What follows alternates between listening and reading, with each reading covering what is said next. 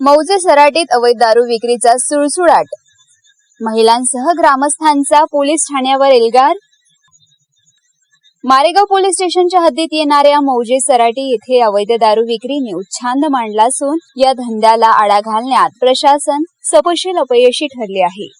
अवैध दारूच्या या विळख्यामुळे त्रस्त झालेल्या महिला आणि ग्रामस्थांनी अखेर आक्रमक पवित्रा घेत थेट पोलीस स्टेशन गाठले आणि अवैध धंदे त्वरित बंद करण्याची मागणी केली आहे। गावात बिनधोकपणे सुरू असलेल्या अवैध दारू विक्रीमुळे तरुण पिढी व्यसनाधीन होत असून आमच्या मुलांचे भविष्य अंधारात जात आहे, हे आता खपवून घेतले जाणार नाही असा इशारा उपस्थित महिलांनी दिला आहे। स्थानिक ग्रामस्थांनी यापूर्वी अनेकदा दूरध्वनीवरून पोलीस स्टेशन मारेगाव येथे तक्रारी केल्या होत्या, मात्र प्रशासनाने याकडे नेहमी सोयीस्कर डोळेझाक केली असा खळबळजनक आरोप गावकऱ्यांनी निवेदनात केला आहे।